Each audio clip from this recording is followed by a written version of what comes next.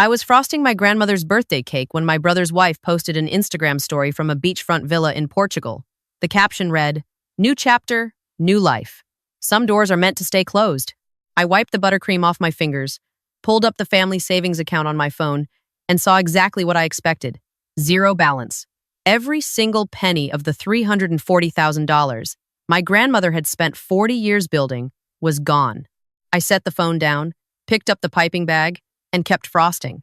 Because here's the thing. I'd moved $280,000 out of that account 72 hours ago. And my brother and his wife had no idea they'd just stolen an empty vault. If you've ever been the person in your family who holds everything together while everyone else takes everything apart, you need to hear what happened next. Let me back up. My name is Nora Whitfield. I'm 31 years old, and I'm a forensic accountant. That's a fancy way of saying I get paid to find where money disappears to. I trace fraud for a living. I follow paper trails that people spend years trying to bury. And the cruel irony of my life is that I never thought I'd have to use those skills on my own family. My grandmother, Vivian, is 83. She built Whitfield's, a small but beloved bakery in Savannah, Georgia, from absolutely nothing. She started with a secondhand oven and a family recipe for brown butter pound cake in 1982. By the time I was born, Whitfield's was an institution. Tourists lined up around the block. Local magazines wrote about it. That bakery put food on our table, paid for our education, and funded the savings account that was supposed to be Grandma Vivian's retirement and the bakery's safety net. 3 years ago, Grandma had a stroke. She recovered, mostly, but her memory started slipping. Some days she's sharp as a tack, cracking jokes and bossing everyone around the kitchen. Other days she calls me by my mother's name and asks why the bakery isn't open on a Sunday when it's actually Wednesday. She needs help. She needs stability. She needs that money. My older brother Marcus is 35. He was always the golden child. Charming, loud, confident. The kind of guy who walks into a room and everyone gravitates toward him. He married Dina 4 years ago. Dina is beautiful, ambitious, and, as I eventually discovered, completely allergic to the concept of earning anything herself. Together, they are a perfect storm of entitlement wrapped in designer clothes. Then there's me. I'm the quiet one, the responsible one, the one who took over managing the bakery's books when Grandma's hands started shaking too much to write checks. The one who moved back to Savannah after college to help with her care while Marcus moved to Atlanta and visited maybe twice a year. Always with a new car. Always with stories about the next big investment, the next big opportunity. Grandma Vivian set up the savings account with clear intentions. She told all of us, sitting around the kitchen table 5 years ago, exactly what that money was for. Half for the bakery. If the oven breaks, if we need repairs, if there's a slow season, the other half for her care. When I can't do for myself anymore, she said, looking right at me, that money keeps me in my own home. Not some facility. My home. Promise me, Nora. I promised. Marcus was a co-signer on the account. Grandma added him years ago when she still trusted him completely. She added me too, after the stroke, when she made me her power of attorney. So technically, all three of us had access. But there was a clear understanding. That money was not ours. It was hers. The first sign something was wrong came about 8 months ago. I was reconciling the bakery's quarterly expenses, a task so routine I could do it in my sleep, when I noticed a withdrawal I didn't recognize. $6,000. The memo line said, equipment repair. But I'd just inspected every piece of equipment in that bakery 2 weeks prior. Nothing was broken. I called Marcus. Hey, do you know anything about a $6,000 withdrawal from Grandma's account? He laughed. Oh yeah, Grandma mentioned the walk-in fridge was acting up. I handled it. Got a guy. I checked with our refrigeration company. No service call, no invoice, no guy. I let it go. I shouldn't have, but I did. Because that's what we do, isn't it? When it's family, we make excuses. We tell ourselves there must be an explanation. We choose peace over truth because the truth is too ugly to look at before your morning coffee. But I started watching, quietly, professionally, the way I watch client accounts at work when something smells off. Over the next 4 months, I documented 17 withdrawals totaling $89,000, equipment repairs that never happened, a roof replacement that didn't exist, a specialist consultation for Grandma that she never attended. Marcus had an answer for every single one, delivered with that easy charm of his, and I wrote down every lie in a spreadsheet I kept locked on my personal laptop. The withdrawals were getting larger and faster. Whatever they were funding, It was expensive and it was accelerating. The second sign came when Dina started redecorating. I visited Marcus and Dina's apartment in Atlanta for Thanksgiving. Their place, which had always been nice but modest, now looked like a page from Architectural Digest. New furniture, new art on the walls, a kitchen renovation that must have cost $40,000 minimum. Dina gave me the grand tour, beaming. "Marcus got a huge bonus at work," she said, running her hand along the marble countertop. "We figured, why not invest in our space?" I smiled. I complimented the backsplash. And when I used the bathroom, I opened the medicine cabinet out of pure gut instinct. Inside, tucked behind a bottle of aspirin, was a receipt from a luxury furniture store, paid in cash. $11,200. The date matched a $12,000 withdrawal from Grandma's account, labeled bakery renovation supplies. My hands were steady. My forensic accountant brain had already taken over.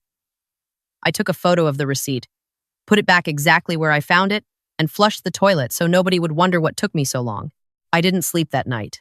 Not because I was angry. I was past anger. I was calculating.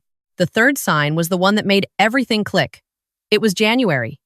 I was at Grandma's house, helping her sort through some old photos. She loves doing that on her good days. She'll hold up a picture and tell me the whole story behind it, laughing, crying, remembering. It's the best version of her, and those moments are getting rarer. My phone buzzed.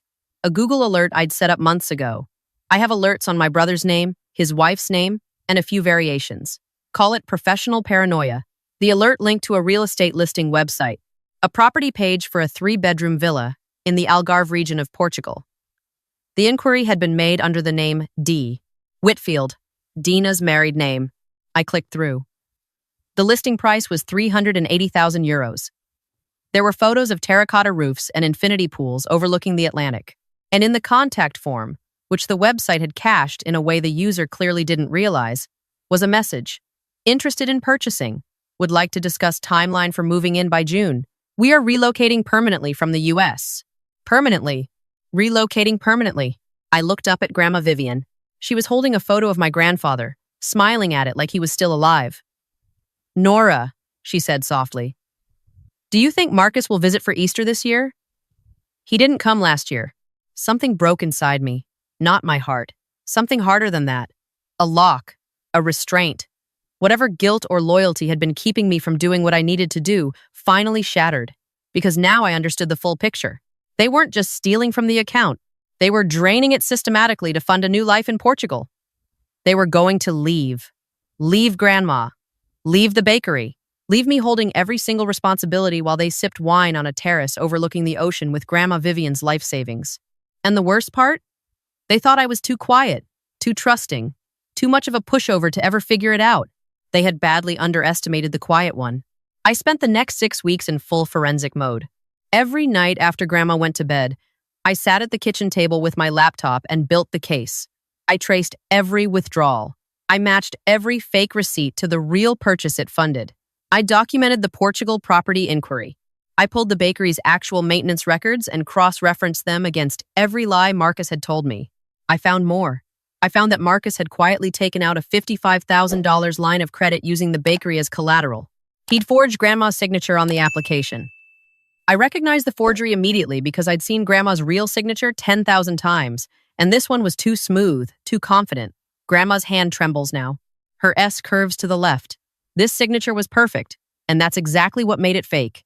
The first payment on that line of credit was due in 45 days. If it defaulted, the bank had the right to place a lien on the bakery property, Grandma's bakery. The one she built with her own 2 hands? They weren't just planning to leave us. They were planning to sink us.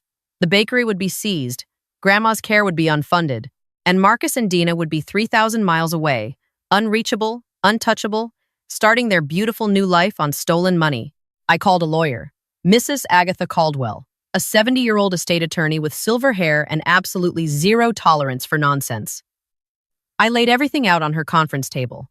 The spreadsheets, the fake receipts, the forged signature, the Portugal property listing. She looked at it all, took off her reading glasses, and said, "Sweetheart, this isn't just a family dispute. This is elder financial abuse. This is fraud. And if you want, I can make sure they never forget it. I want them to have a choice," I said. "But I want it to be a choice where every option ends with consequences." She smiled. I like you. Here's what I did. I went to the bank.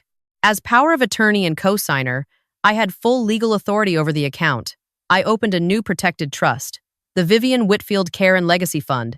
Signatories, me and Mrs. Caldwell as trustee. I transferred $280,000 into it. I left $60,000 in the original account, enough to look like a juicy target, enough to let them think the heist worked. Then I waited. I didn't have to wait long. Marcus and Dina came to Savannah 3 weeks later for what they called a family weekend. They were suspiciously attentive. Dina helped Grandma with her hair. Marcus fixed a squeaky door he'd ignored for 2 years. They cooked dinner. They laughed. They were laying the groundwork for their exit, and it was the most transparent performance I'd ever witnessed. Sunday afternoon, while Grandma was napping, Marcus pulled me aside in the kitchen. His voice was casual. Too casual. Hey, Nora, I've been thinking. Grandma's getting worse, right? Maybe we should talk about options. You mean a nursing home? I mean somewhere she'd get real care. 24/7. He leaned against the counter. This house is a lot for you to manage alone. And the bakery? I mean, let's be honest. It's barely profitable. Maybe it's time to think about selling. Selling the bakery. Just to explore options, he shrugged. Real estate in Savannah is hot right now. We could get a great price. Pay for Grandma's care somewhere nice and still have money left over. Left over for who, Marcus? He blinked. For the family. Obviously. I looked at him. Really looked at him. My big brother. The one who used to carry me on his shoulders at the county fair. The one who taught me to ride a bike. And now he was standing in our grandmother's kitchen, trying to convince me to sell her life's work so he could fund his European escape. Let me think about it, I said. He smiled. Relieved. Sure. No rush. They left Monday morning. Marcus hugged me at the door, longer than usual. Take care of yourself, Nora. And Grandma. He said it like it was a goodbye. Because it was. Tuesday at noon, the original savings account was emptied. $60,000 withdrawn via wire transfer. I got the bank notification on my phone while I was rolling out biscuit dough in the bakery kitchen. My hands didn't even shake. I just wiped the flour on my apron and kept rolling. Wednesday evening, Marcus sent a group text to me and our cousin Janelle, the only other family member who still talked to us regularly. Hey fam, big news. Dina and I are making a major life change. We've decided to relocate to Portugal. It's something we've dreamed about for years. Grandma's care is in good hands with Nora. We'll be in touch once we're settled. Love you all. That was it. No phone call, no conversation. A group text. Like he was announcing a new job, not abandoning his grandmother. Janelle called me immediately. Hysterical. What is he talking about? What about Grandma? I told her not to worry. I told her I had it handled. I told her to trust me and give it a week. I gave Marcus and Dina exactly 5 days. On the 5th day, a Friday, my phone rang at 7 a.m. International number. Portugal country code. I let it ring 4 times. This is Nora Whitfield. The voice on the other end was stiff and professional. Miss Whitfield, this is João Ferreira from Algarve Premier Properties. I'm calling regarding your brother, Mr. Marcus Whitfield, and his wife. They are currently at our office for the final closing on a villa purchase. The agreed price is 320,000 euros. However, the wire transfer from their U.S. account has been declined.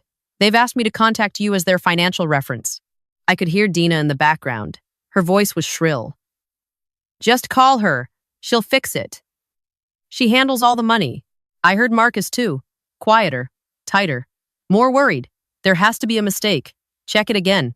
Mr. Ferreira, I said calmly, there is no mistake. The funds they attempted to use were transferred from an account they were not authorized to drain.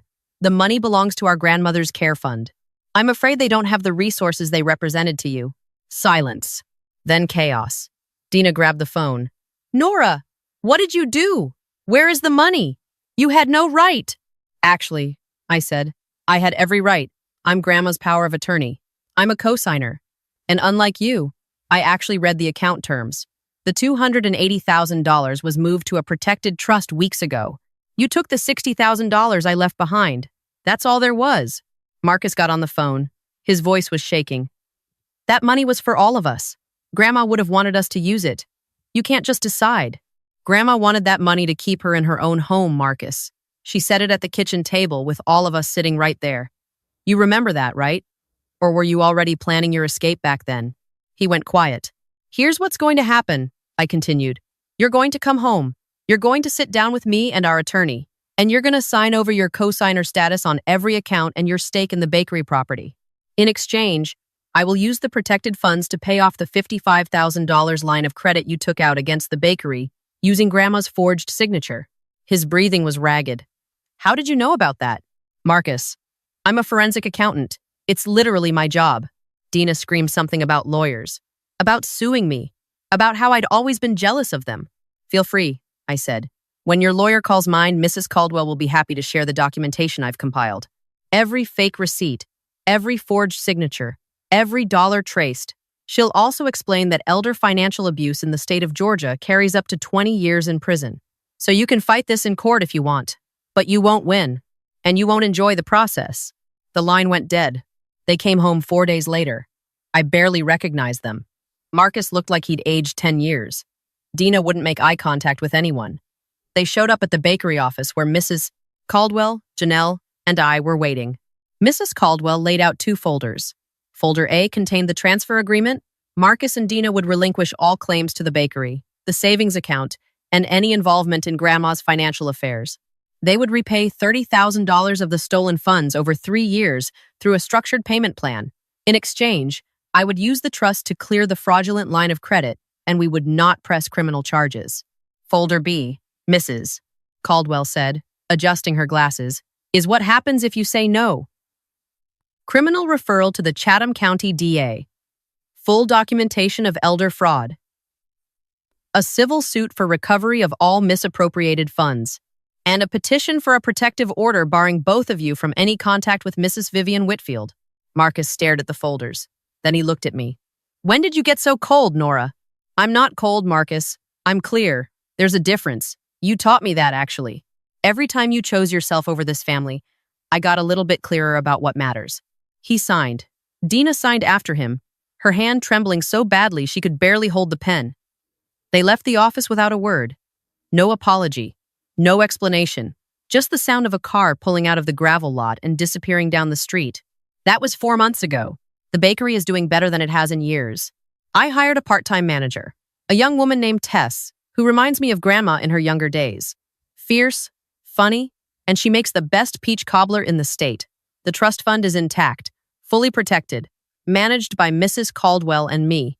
Grandma's care is funded for the next decade. Grandma had one of her clear days last week. She was sitting in the bakery kitchen, watching Tess and me prep the morning batch. She looked around the room, at the flour-dusted counters, the old photos on the walls, the sunlight coming through the window she's looked through for 40 years.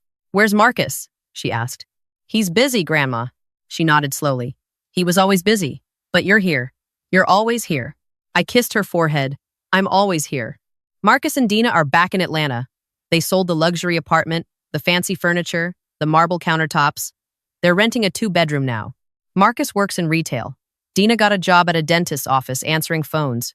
They send their $830 monthly repayment on time, every single month. They don't visit. They don't call Grandma. They don't text me except to confirm the payment went through. And honestly, that silence is the most peaceful sound I've ever heard. Sometimes I drive past the bakery late at night, after we've closed up. The lights are off, but I can see the sign through the windshield. Whitfield's. Est. 1,982. And I think about Grandma Vivian, 22 years old, with nothing but a recipe and a dream. She built this, not Marcus, not Dina, not my absent parents who checked out long before any of this happened. She built this, and I protected it. People always say blood is thicker than water, but they forget the full quote. The blood of the covenant is thicker than the water of the womb. The bonds you choose to honor matter more than the ones you were born into. My grandmother chose to build something for her family. Marcus chose to destroy it for himself, and I chose to be the wall between the two. If you're sitting there right now, watching this, and you're the one in your family who carries everything, the one who pays attention, the one who stays up late worrying while everyone else sleeps easy, I want you to know something. You're not paranoid. You're not controlling. You're not cold. You're the reason things haven't fallen apart yet. And the day you decide to protect yourself and the people who actually deserve protection, that's not betrayal. That's clarity.